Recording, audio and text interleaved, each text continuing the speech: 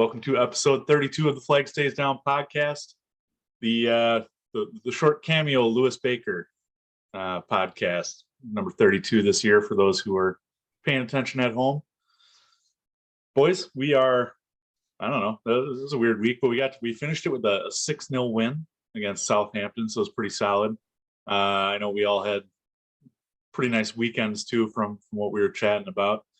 How are we doing on this Sunday evening? Doing good. Got a lot of stuff done around the house.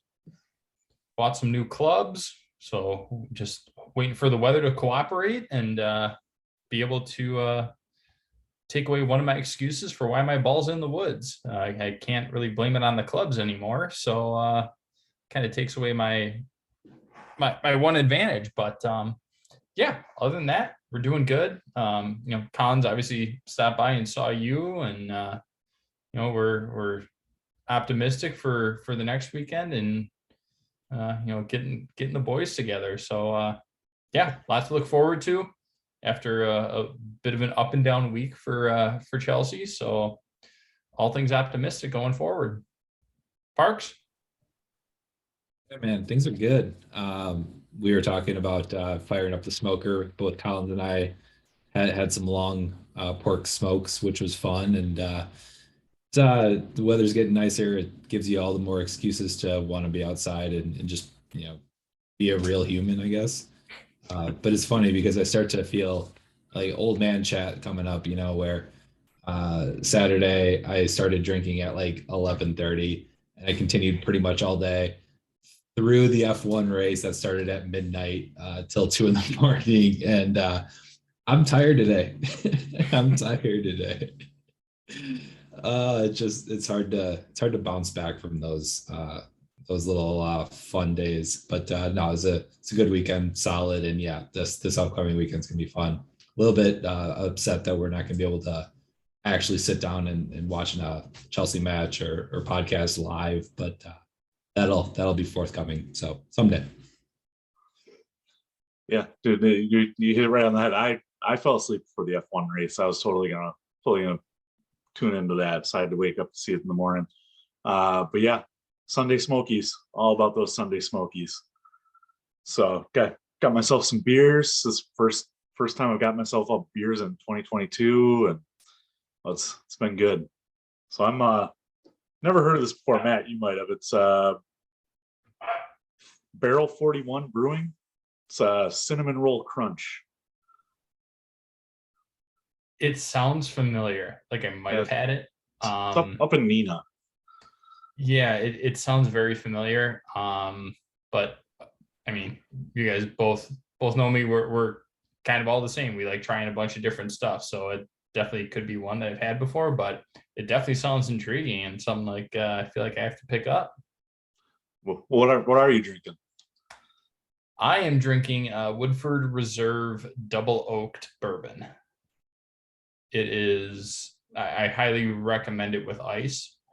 It can be a little harsh if you're just kind of trying to bareback it and just have it neat, but it's a very good sipper. So it's quite good. I've been a fan of it.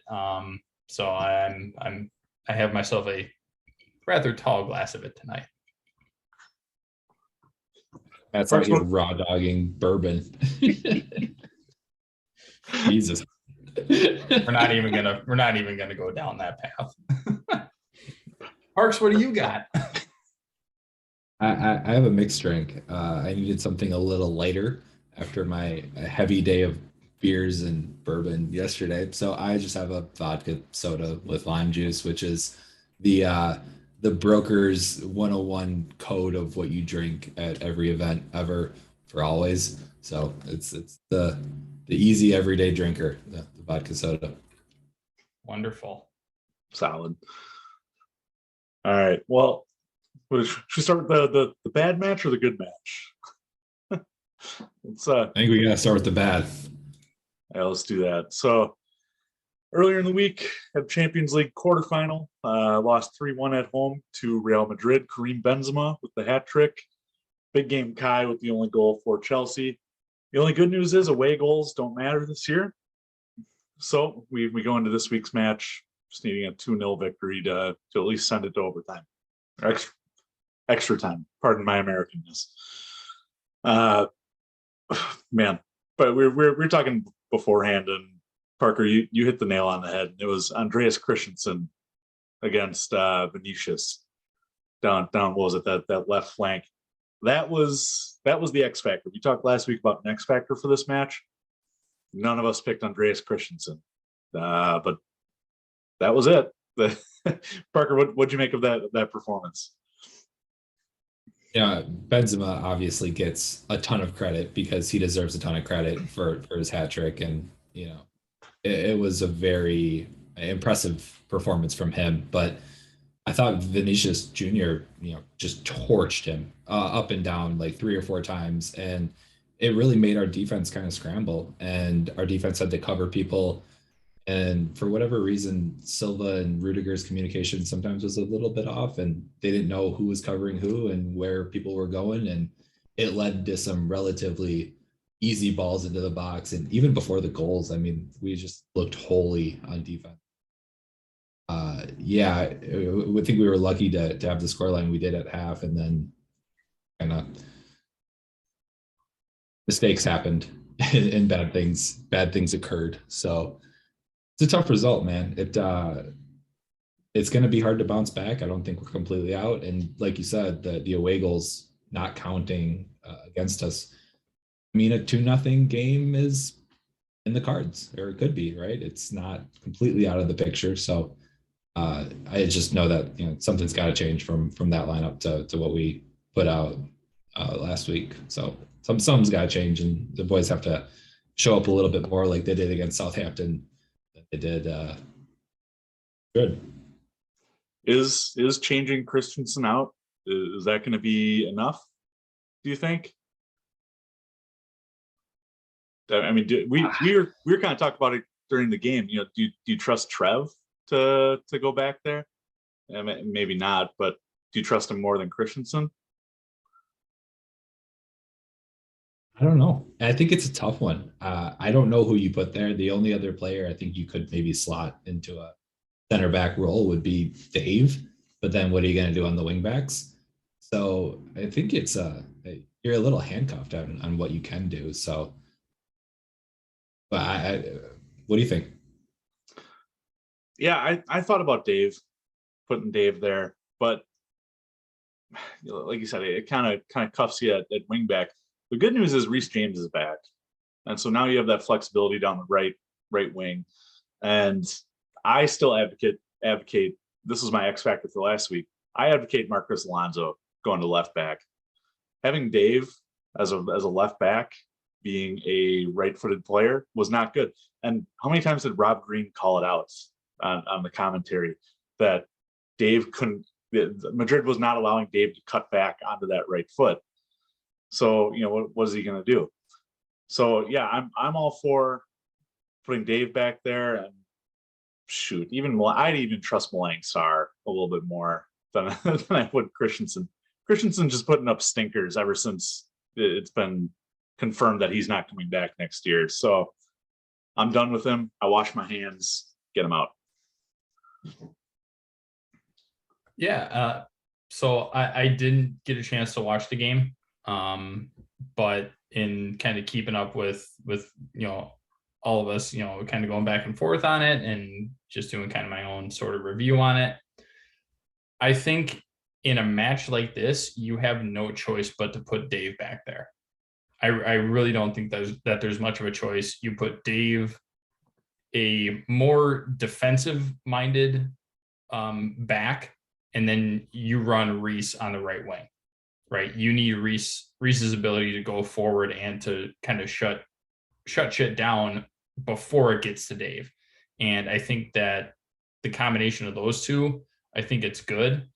Again, you run the risk of, both of your right backs or right wing backs, however you want to classify them, are playing at the same time. So it makes problems when you look, I believe, towards Palace next week. But it creates a little bit of an issue, but at the same time, like, if you lose, you're out. You have to throw everything that you can. I think another big thing is going to be N'Golo Kante and where and how he plays. From everything that I saw and read, he did not have himself a great day. I think we talked about this last week. Like, he needs to be the disruptor. He needs to be the one causing problems in the midfield. And I think that when you look at like the ridiculous stat line that I'm sure we all read about, like that's not his thing. He's just there to cause problems, and I don't think we saw enough of that. And I'm hopeful that he'll show up in a different role and that Tuchel will be able to adjust and play him at his best spot.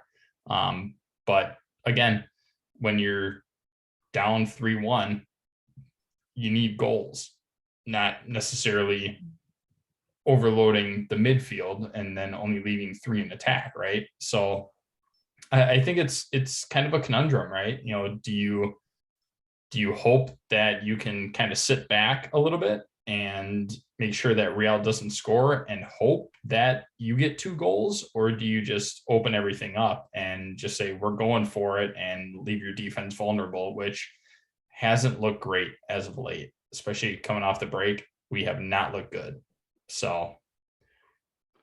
Well, you two were colluding earlier this week, I swear. Talking about N'Golo Kante, and Matt had originally, positioned himself, or a couple weeks ago in the pod, that Kante was playing too high. They shouldn't be playing that high. Parker finally came around this week, leaving me as the sole defender of what we're doing here.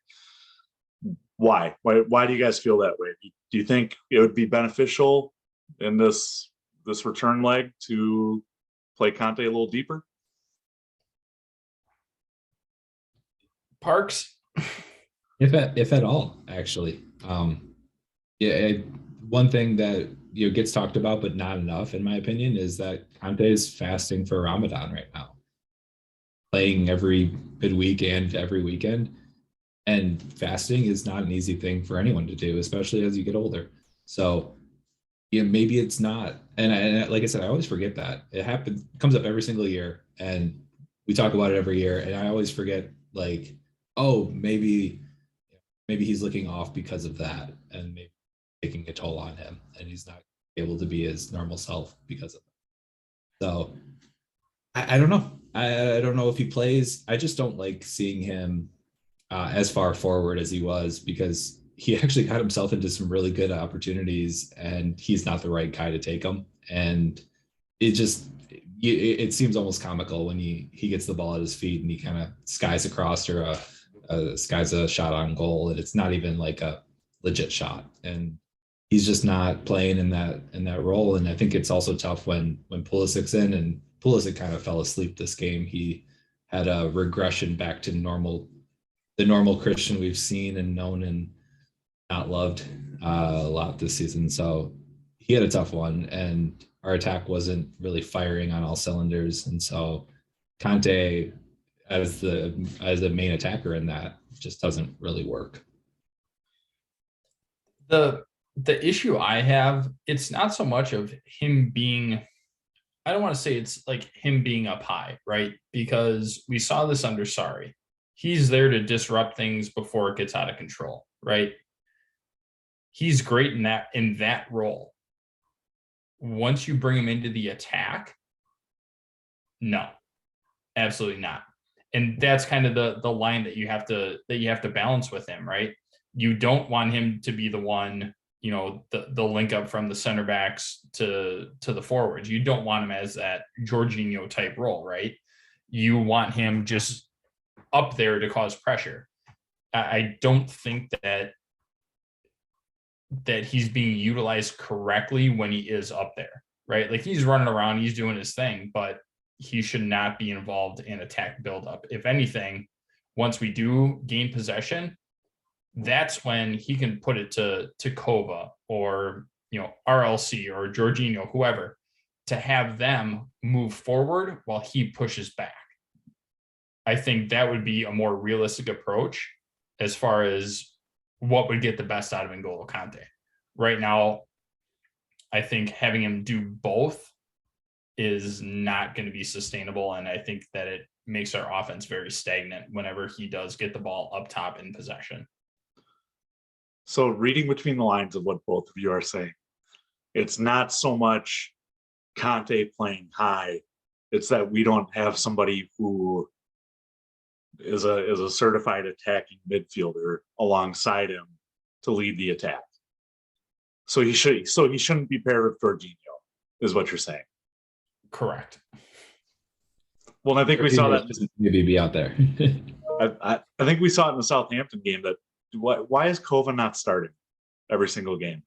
I mean, I understand why he doesn't start every single game.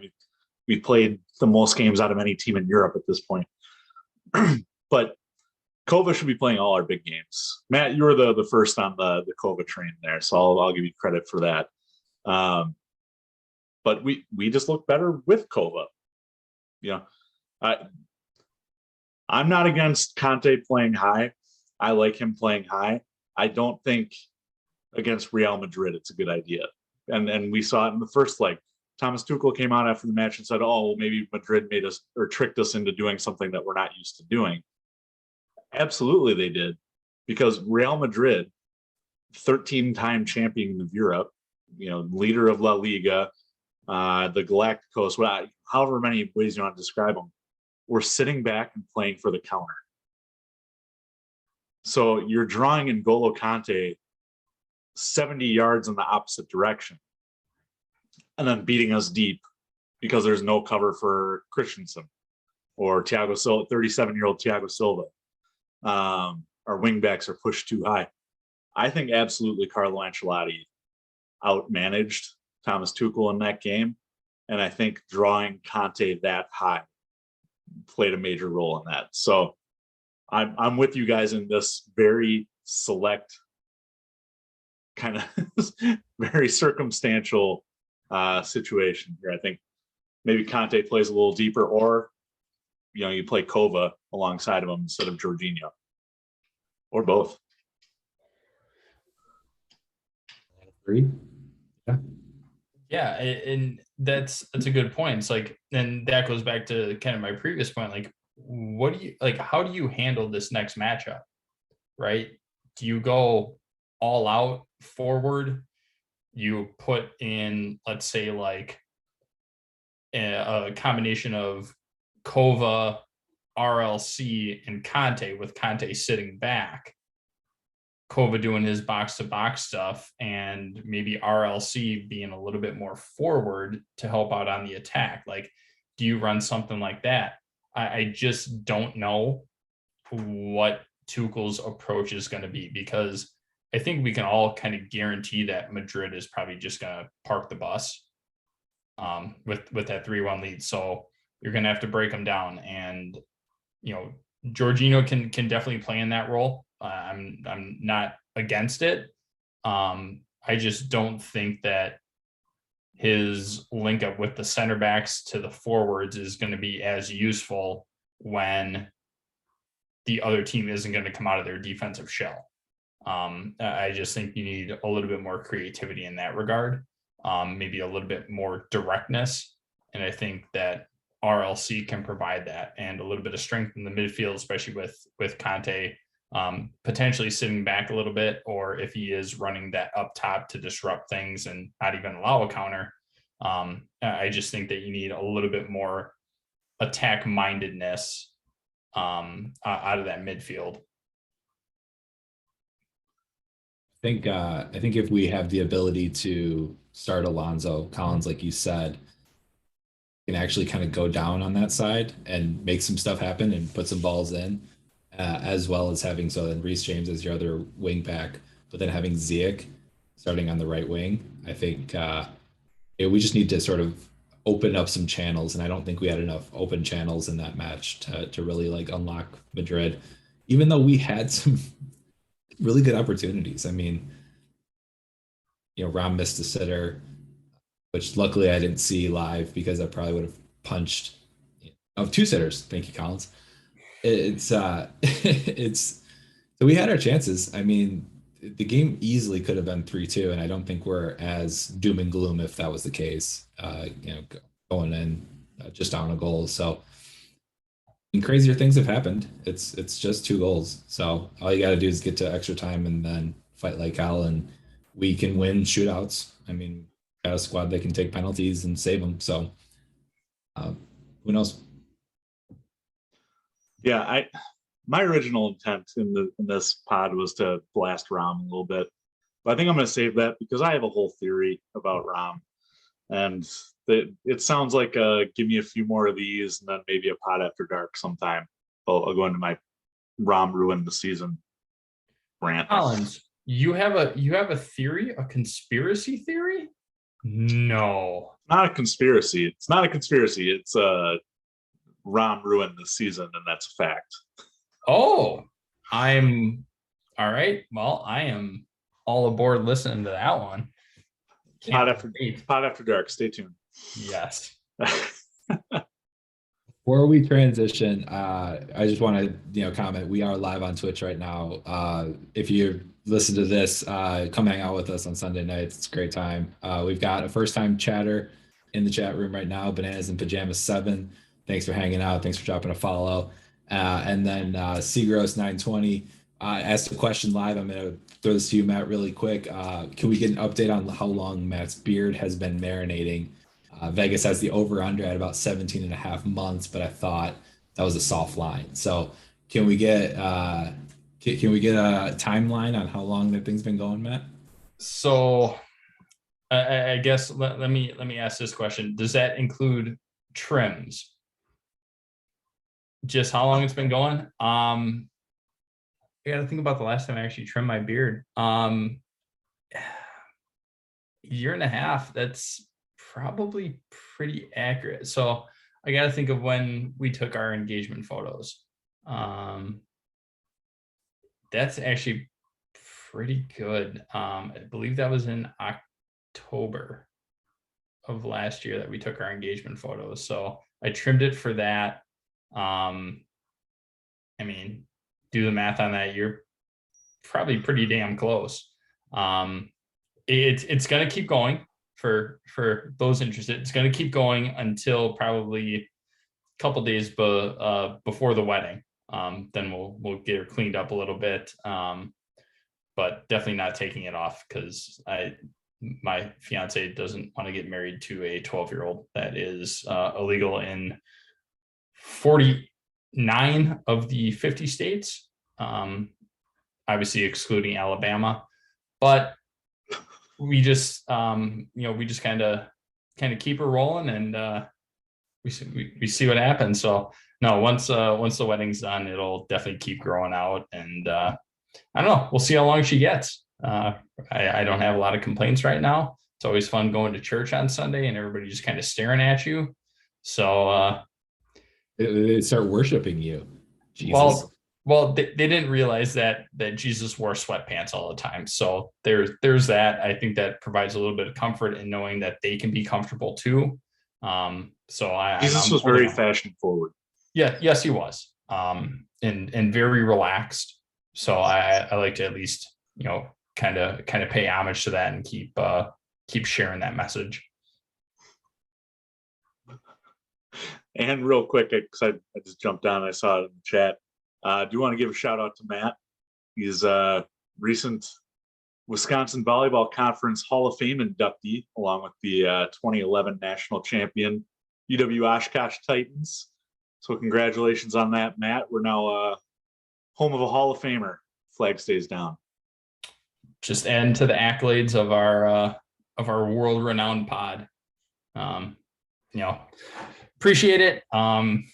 I'd like to take a lot of credit for it, but I was just kind of on the team, didn't play a whole lot. But hey, names on the roster still counts. So, but no, it was a good time. I definitely appreciate the shout out, and it was good to see everybody this weekend. A lot of people that obviously over time, it's been a little over 10 years. You kind of lose contact with some people, but to see a lot of people there was a lot of fun. Especially one of our a good buddy of all three of us in the college days and even forward. He was there, so it was a great time, and it's nice to have kind of a reason to see everybody. You'd like to see everybody a lot more often, but to have that too. And another just kind of small caveat, one of my high school buddies, actually one of my closest friends growing up, was actually inducted as well. My buddy Andy Cheever, known him my whole life, elementary school all the way through, and then we played against each other in college, and he was inducted individually. So big shout out to him. Great dude, and just super happy for him, and happy to be a part of it.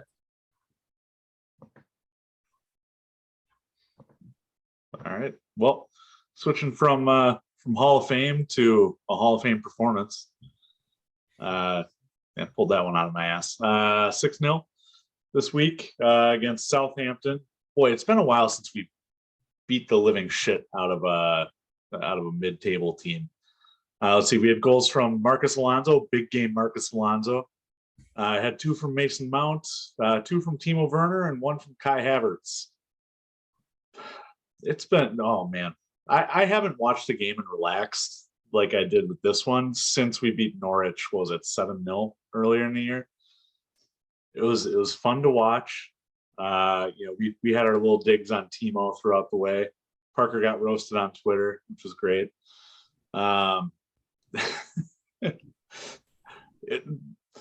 With that scoreline though, there were storylines. There were some interesting little tidbits here and there. The main one I want to touch on is Timo Werner, because honestly, I went back and watched it a second time, and he should have had 7 goals. We scored 6. He should have had 7. By this point, if you haven't watched the game, if you're living under a rock, he hit the left post, he hit the crossbar, he hit the right post. So he hit the hat trick there. Scored 2 goals. Also blasted one from about 2 yards away, right into the hands of Fraser Forrester. Missed a rebound that Kai Havertz then proceeded to score. Oh man, Timo Werner was our man of the match. The flag stays down man of the match, so congratulations to him on that.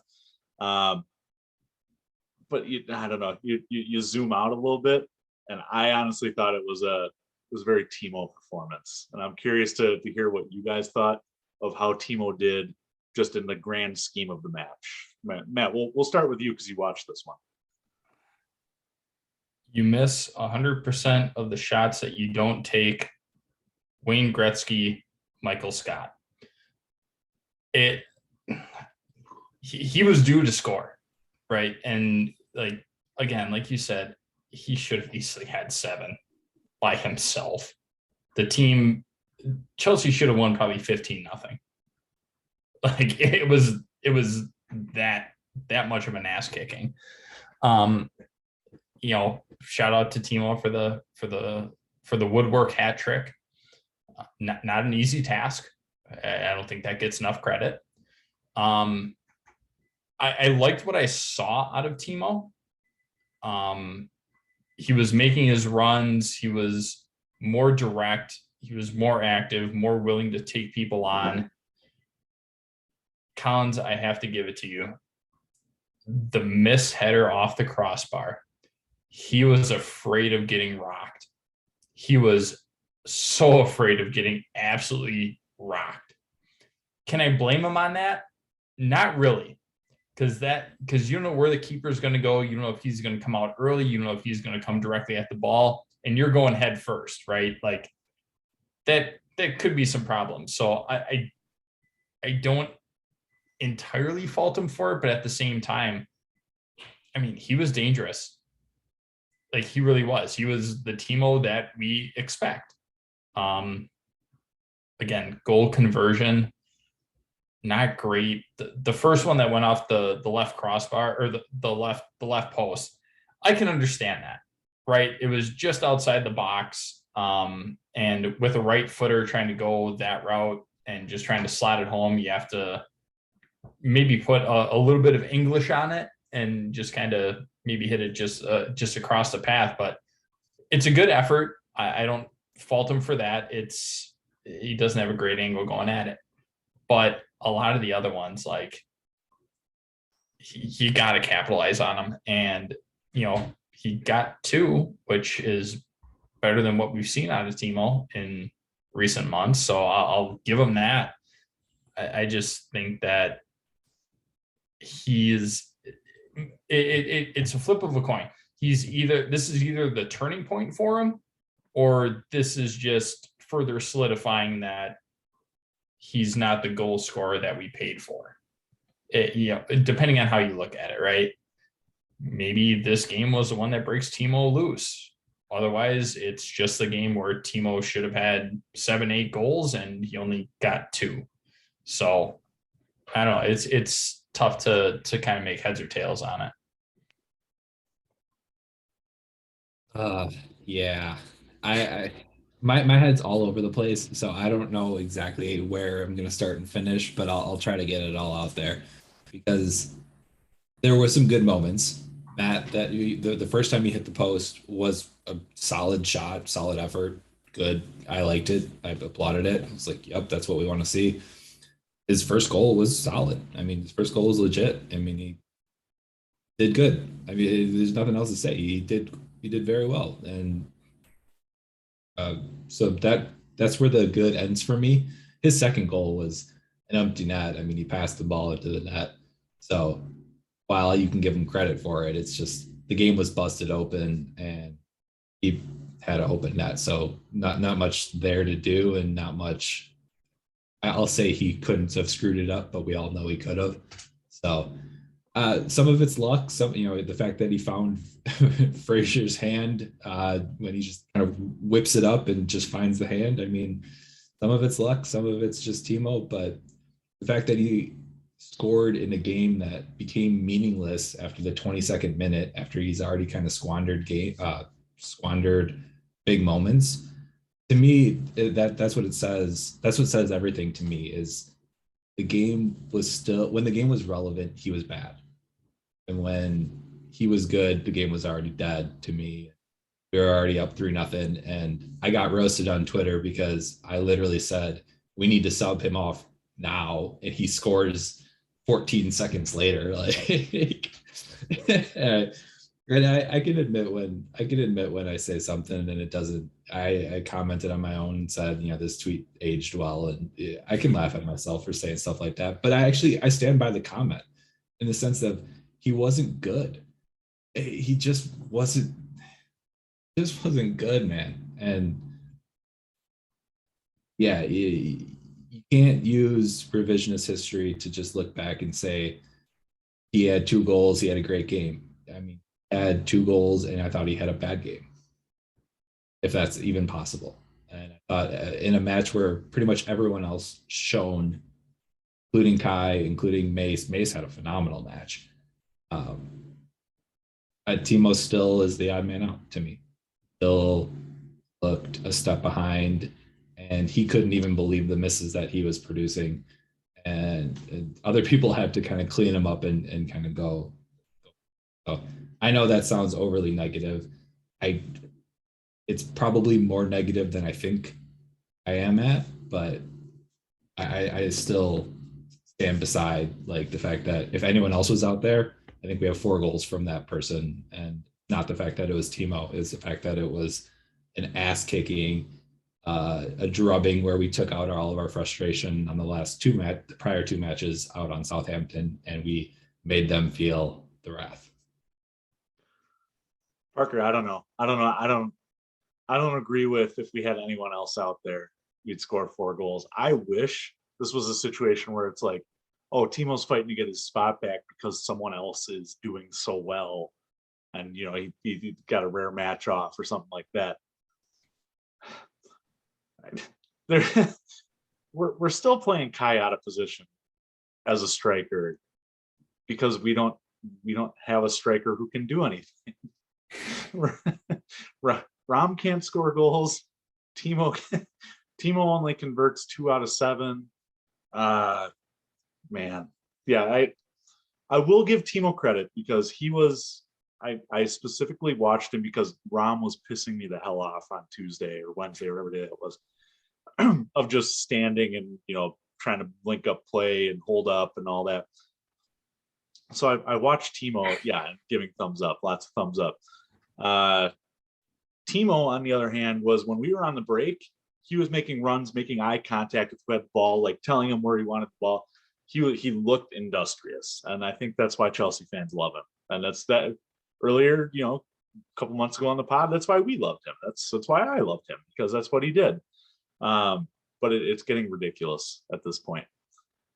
I honestly think I don't necessarily believe in the devil. I don't believe in voodoo or anything like that. But the dude sold his soul. He has to have. I mean, it's just I'm looking at his stats right now, and in Germany, his last season he scores 35 goals, has 13 assists. Last year, adjustment year, still has 8 goals and 13 assists. It's decent. It's not great. This year, he's got 3 Premier League goals. 2 of them came yesterday. And his other goals are against who was that shitty team we played in the Champions League? The Swedish team, Malmo. That's where all of his other goals came from. I've never seen somebody just drop off the way he has. Fernando Torres dropped off, but he still scored in big moments. He still had his day. This is getting ridiculous. So I can't. Go ahead. So the thing about Timo, which I think is tough for like all 3 of us, we want him to succeed. It's not that we don't like him. It's the fact that like we want him to succeed, and he's just not. And he's putting in the work. He's your guy who's going to run up and down the pitch until his legs fall off and probably give you another 30 minutes after. Like, that's just who he is. It's just the fact that the results are not coming up. And I think that's what really kills us, because obviously the Chelsea fans love him. We are fans of him to a certain point, but we want to see him succeed. And it just hurts so much that he's not succeeding. I think that's really the biggest issue with Timo. And it's not like he's, going full Rom or anything like that. Collins, give you a little subtle shout out there for Pod After Dark. But he's trying, and it's just not happening. And I think that's the most frustrating part about Timo, just kind of how he's playing and kind of what things have shown. It's hard to fault somebody who's trying, right? If we kind of go back to volleyball, Collins, you and I, we've coached, and it's like, would you rather have a star who doesn't try, or somebody who's not a star but is willing to put in the work to get to that status?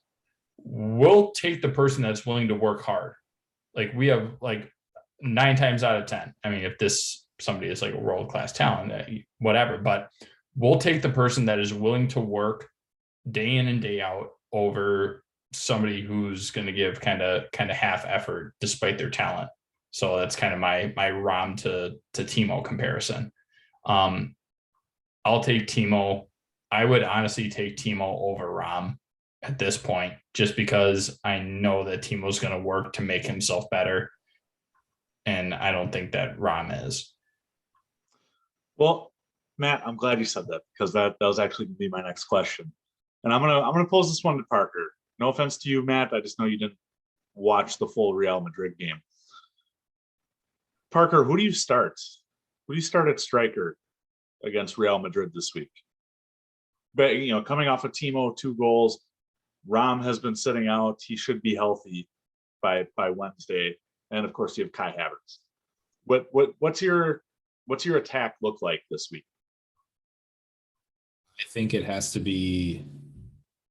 I think it has 2 strikers, and that is Kai or two people up top, I guess, and that's Kai and Ziyech, and then you have like Mount kind of playing just slightly below them in more of a central role, which I think is, we've talked about this before. We don't really know Mount's best role, but I think that's probably what it is. That's what my attack looks like. But I want Ziyech and I want Havertz out there. See, I have Havertz out there too. Absolutely. I think Rom plays. I think you have to play Rom in this one. Again, Timo's great. He scored 2 this week. But, you know, with the amount that he's missing, we can't afford those misses this week. And we've seen it, that this is not the same Madrid side that we faced last year and in the past. There's no Sergio Ramos. There's no Rafael Varane. They are weak in the air. In defense, Karim Benzema will clean up on the other end. But in defense, they are weak. And they've got Militao is out too, right? On yellow card suspension. Yellow card. So this is the game. We've been calling for it all season. I remember back in October calling for this. Why are we not whipping balls into the box with Rom? This is the team to do it against. This is the team that you need to get Rom in the air on, assuming that he can jump. Because Rom, I can't win an aerial duel. Rom, that Rom. But that's the you want okay. out there? Rom at least got up on 2 headers. He missed both of them against Madrid. But think about the Brentford match when we kept whipping in boxes and it was Timo Werner at the far post, and he's like, "Oh no, I'm too small," in German accent. That's my terrible German accent.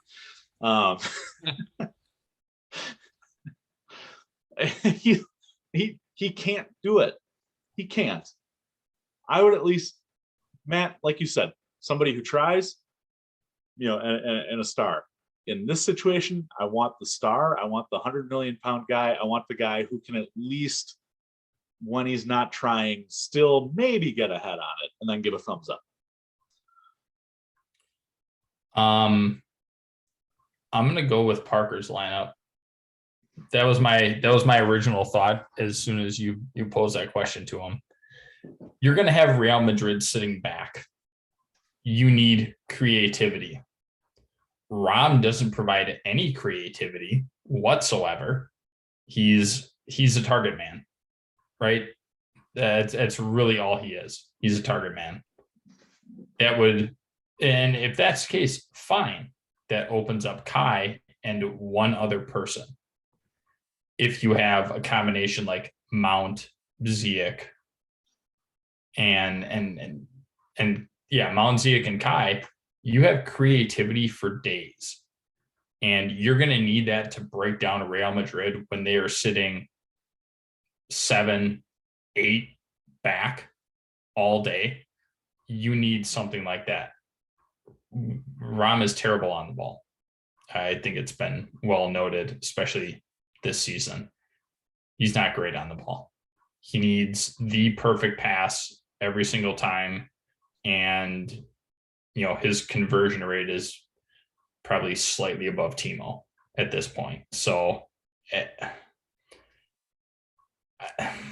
I don't know. I don't think that you need that big flop of a striker. I think you need the creativity and the stuff that we know how to do and that we have been doing and that we've seen that we're successful in doing. That's, I think, the biggest thing that we need against a very sound Real Madrid team. To my earlier point, Collins, with Reece James coming down the right flank and then Marcus Alonso coming down the left flank, you have additional creativity there and there. And so it opens you up on defense. I understand that, but we're down 2 goals. So it doesn't matter if we lose by 6. I mean, we got to play to win. We got to play to score some goals and, execute a game plan. And if our midfield kind of stays disciplined and doesn't get as far forward, our wing backs get far forward. Good work. Good work.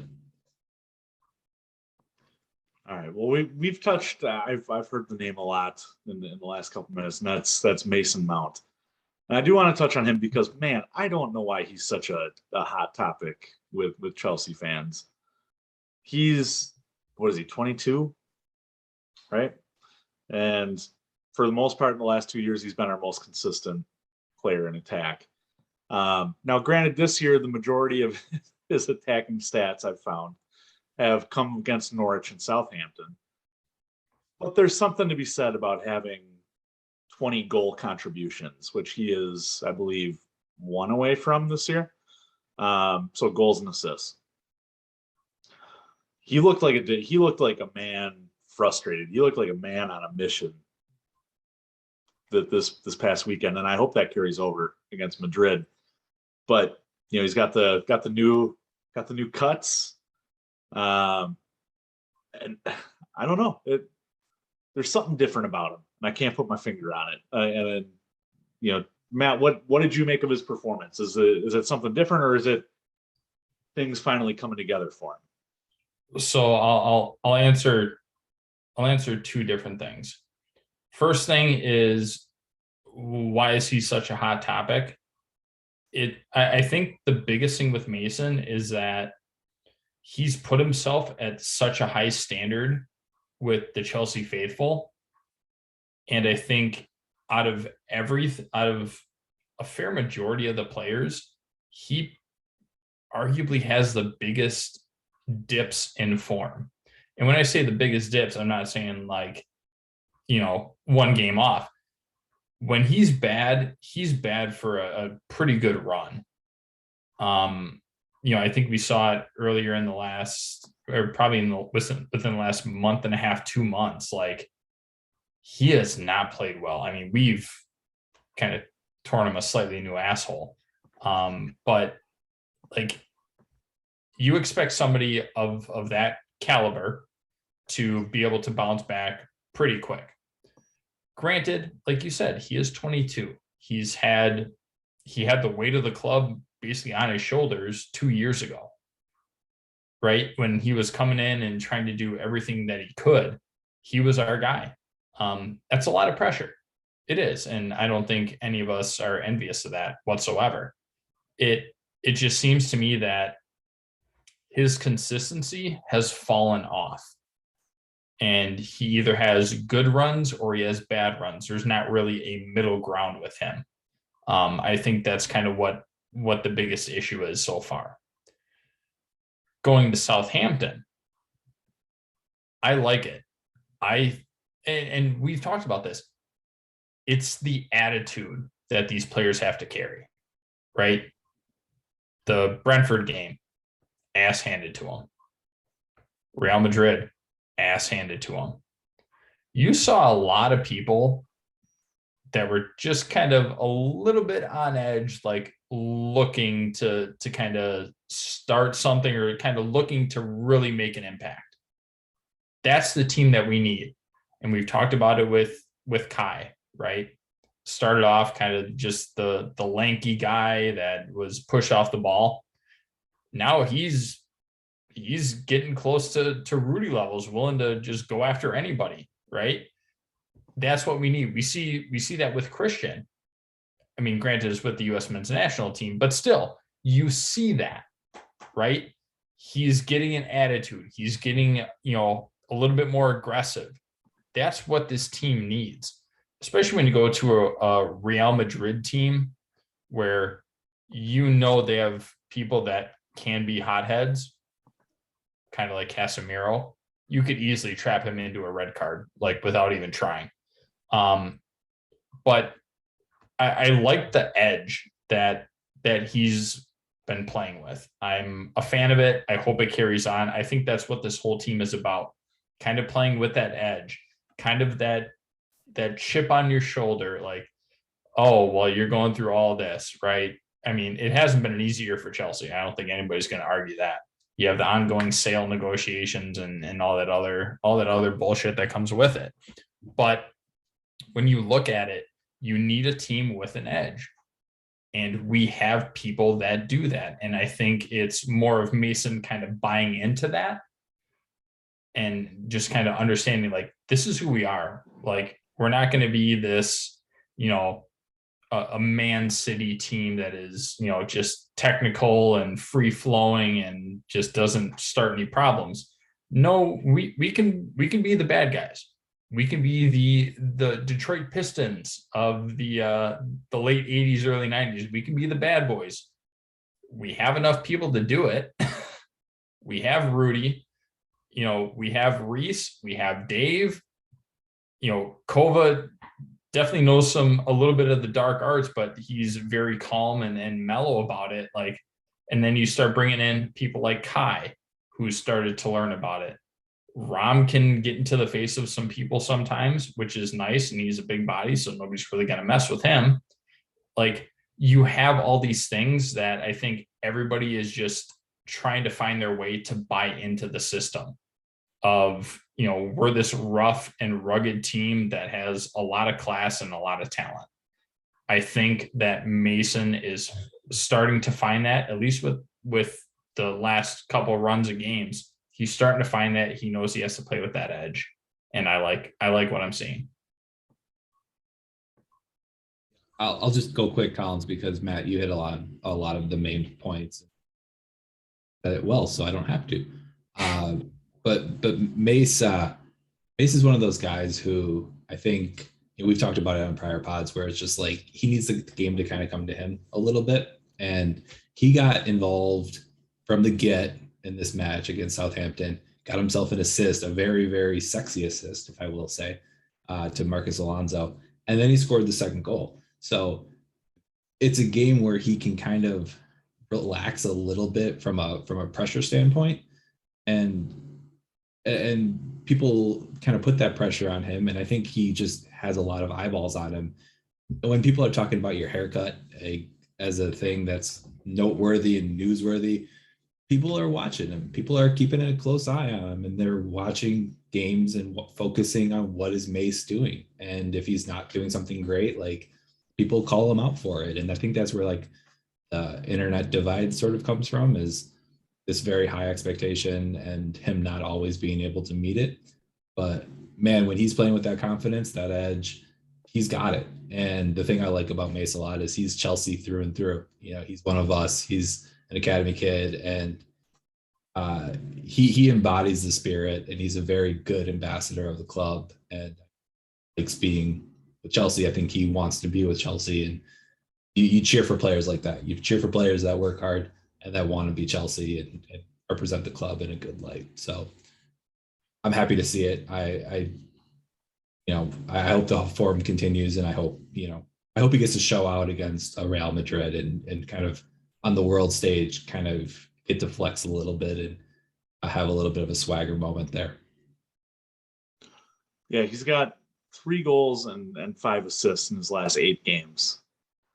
Prior to that, he had 4 assists in 16 games. So I honestly think what the divide is people look at this, and I always reference baseball. It turns into a drinking game at this point. A guy starts the season, 0 for 30, something like that. And so as he starts to accumulate hits, he's batting $130. Oh, he's batting $176. So people look at, like me, look at the stats, and they're like, oh, this is awful. This is terrible. You gotta look in. You gotta look for streaks. You gotta look for runs of games, things like that. And yeah, I think people are quick to criticize Mace because it was 16 games where he had minimal contributions in the middle of the season. We went through our rough patch in December where he didn't do anything. But man, the guy's 23, and honestly, with that haircut, I know people on Twitter did, and I did too. I mistook him for Aiden Hazard. He got subbed off the pitch. And honestly, I just looked up out of the corner of my eye. I'm like, Aiden Hazard, what the hell is this? And I realized it was Mason Mount. The comparison's going to be there for him for a long time, just because Aiden left and Mace stepped in into a very similar role. So there's going to be criticism there, and I'm glad he's back, and I hope, based off his comments after the match, that he is fired up for this Real Madrid match, and I hope that he does something, that he takes out those frustrations, because we need it. Yeah, I think that, Collins, you said it perfectly. Like that comparison is always going to be there. I think that's a very unfair comparison for somebody who just came into the first team a couple of years ago, had a breakout season, and now everybody's expecting him to be, an elite wing or midfielder, just like his predecessor was, right? I, I don't think it's fair. I really don't. When Hazard left, like we relied a lot on Willian when he was still here, and he was at least experienced and able to perform at that level, right? He was what, 29, 30, something like that. He was a veteran at that point. Yeah, that's the thing. He was a veteran. He knew how to handle that. You're asking a 22, 23-year-old to be able to fill those shoes of Aiden Hazard and Willian coming right off the bat. No, I think that's very unfair. And I don't think that I think that too much pressure has been put on him. And I think that his dip in form for, arguably a good amount of the season, I think that can be attributed to it. It's a lot to ask somebody to do everything when they don't know you, right? So like nobody really knew Mason Mount. They knew he played for Derby and whatever, but nobody really knew him when he got to the Premier League, and then he just started showing out. Well, then things change. People know who you are. You can find a way around it. And with the amount of talent that we have, like it's tough. It's honestly tough for him to get the spotlight, right? You look at Ziyech's run of form. You look at Kai doing Kai things. When we do eventually and hopefully get Project Restart Christian, like watching him do his thing. There's just a lot of other pieces that weren't as noticeable. And I think that for him to still hold this high of a standard, or for people to hold him to this high of a standard during all this, I don't think it's fair. So I think he felt a lot of that pressure, and it's good to see that, he's starting to come in and be the Mason that, he showed us that he could be. All right, boys. So we're coming up on the hour point here. Real quick, gun to your head. Our favorite game, right? Do we advance? Do we go to the semifinals? Let's say yes. I know that sounds silly, but I'm going to say yes. All right, I'll take this one. No, I don't see it. I just don't. Matt, I'm with you. I don't. I've already written the eulogy. I don't have a script for the end of our show, but I have a script for him to get knocked out of the Champions League. All right. Well, on that depressing note, like Parker said earlier, we are on Twitch. We do enjoy all the engagement we've been getting. The last couple of weeks have been great in terms of engagement on Twitch. So search Flag Down Pod on Twitch. Certainly give us a follow. We decided not a subscription. If you like the podcast version, if you're not available Sunday nights, you like listening during the week on your commute or whatever it may be, give us a follow on Spotify, Apple Podcasts, Google, Stitcher, et cetera. Also, if you could, in addition to subscribing, please rate and review, because that really helps us. You can call us shitheads for all you want, but give us 5 stars. That'd be great. And finally, you can follow us on social media. You can follow the podcast itself at Flag Down Pod on Twitter, Instagram, and Facebook. Just a warning though, Instagram and Facebook have been a little inactive. You can follow all of us on Twitter. I'm Andy at Comiskey North. You can follow Parker at DJ Parkour, and you can follow Matt at Matus Lee. I think that's it. Did I cover it all? Yeah. No, we're good. All right. Still no script needed. off the cuff. All our shit, listen to our shit, and come hang out. That's the summary version. I have a quick question. Is Bananas in Pajamas still? I don't see who it is, so I don't know. Fair enough. I thought Bananas in Pajamas was still watching on Twitch. So Bottles under tires. All right, boys. these. Oh, you know, Bananas and Pajamas did want to ask me how Parker's toe was. Yes. Yes. There was a question brought up about that. Never the same. Never the same. Yeah. Caribou Lou will do that to an individual. What? On that depressing note, Collins, get the fuck out of here.